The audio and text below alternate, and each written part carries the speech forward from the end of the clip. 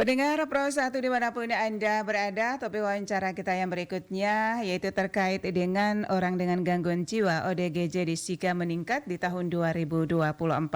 Nah, mengenai hal ini kita akan wawancara bersama PLT, Kepala Dinas Kesehatan Kabupaten Sika, Bapak Petrus Herlemus, SSI APT.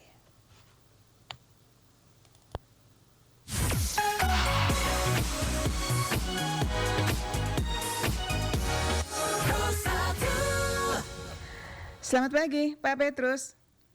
Selamat pagi. Apa kabar pagi hari ini? Baik.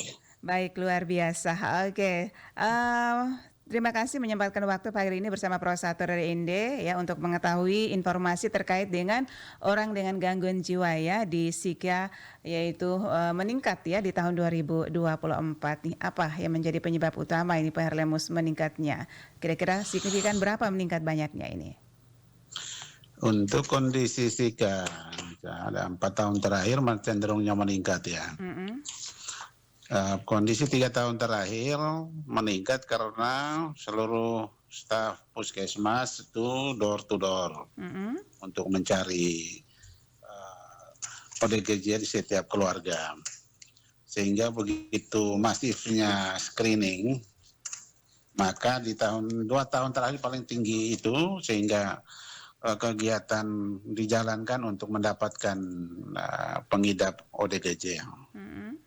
Kondisi sampai dengan 2025 di Februari ini itu 1.220. Yang 2019-2020-an itu sekitar 458. Dia meningkat terus sampai dengan hari ini ya, Februari ini 1.220.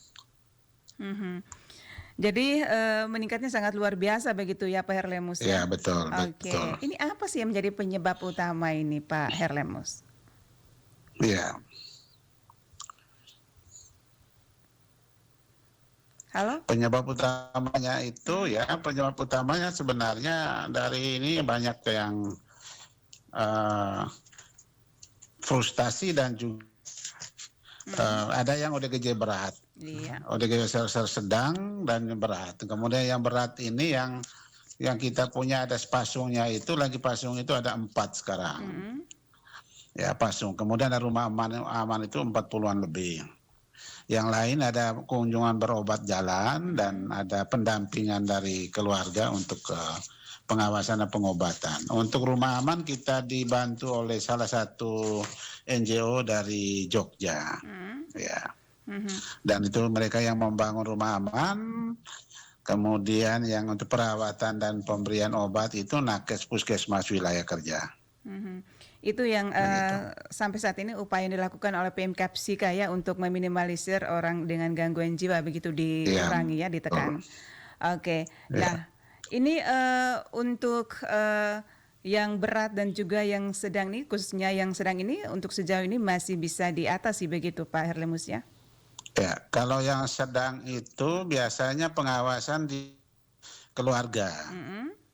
Kemudian ada yang berat itu ada yang di rumah aman, yang kita berjuang agar tidak ada yang dipasung, sehingga ada penambahan, kita komunikasikan supaya ada rumah amannya ditambah.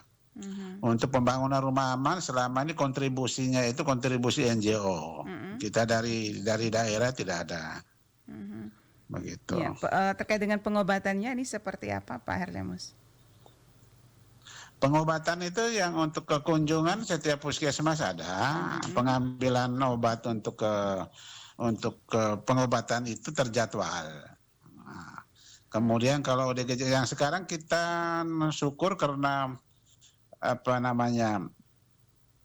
ada rumah sakit swasta satu Lela itu orientasinya ke rehabilitasi medik untuk korban ODGJ. Dan sementara jalan, dan kami juga sudah diperintahkan Pak Bupati untuk membuat satu telahan dan proposal agar bisa dimaksimalkan rumah sakit ini. Begitu. Oke. Terkait dengan ini dampak ya dari orang dengan gangguan jiwa ini, apa yang menjadi dampak sosialnya itu dan juga ekonomi ya dari meningkatnya orang dengan gangguan jiwa ini di Sika ini seperti apa Pak? Yang pertama dampak yang terasa itu adalah beban ekonomi bagi keluarga yang punya pasien, punya anggota yang ODGJ. Iya, Itu kan harus perhatian khusus dan maksimal. Kan setiap saat harus diperhatikan. iya. Sehingga kegiatan-kegiatan dilakukan kita sebatas untuk konseling dan edukasi kepada keluarga dan perawatan terhadap ODGJ. Yang ringan-ringan ini yang untuk kita butuh pengawasan dan perhatian keluarga, nanti pantauan dan monitoring oleh puskesmas. Yang berat yang masuk di dalam rumah aman dan dipasung itu kunjungan berkala dari puskesmas, terjadwal untuk pemberian obat dan perawatan. Begitu. Yang soal di rumah aman dibangun operasional dari daerah juga tidak ada, yang dibutuhkan operasionalnya itu dari rumah keluarga ODGJ dan NGO yang bekerja sama. Iya. Adakah tantangan atau hambatan terkait dengan penanganan ODGJ ini, Pak? Hambatan yang pertama, keluarga kadang tidak menerima kondisi yang ada ya. Sehingga kita edukasi kepada keluarga, konseling, kita yakinkan bahwa ODGJ ini baik ringan maupun berat ini pasti sembuh. Yang penting kita bersabar, konsisten dan komunikasi terbuka, biarkanlah tenaga kesehatan untuk merawat dan melakukan tugas mereka gitu. Oke. Ya, terkait dengan nanti terkait dengan layanan kesehatan penyembuhan ODGJ ini apa yang menjadi harapannya, Pak? Harapan kita yang pertama itu dukungan pemerintah pusat, provinsi dan daerah ini harus menjadi fokus. Coba bayangkan saja satu daerah yang namanya satu Kabupaten Sika ini sudah 1.120. Coba kita bayangkan kalau dia satu Flores dan Lembata. Rata-rata saja misalnya 1.000, coba berapa puluh ribu itu. Sehingga itu yang harus hadirnya satu rumah sakit yang spesialistik untuk bagaimana untuk rehabilitasi ODGJ kita. Nah, itu. Oke. Baik.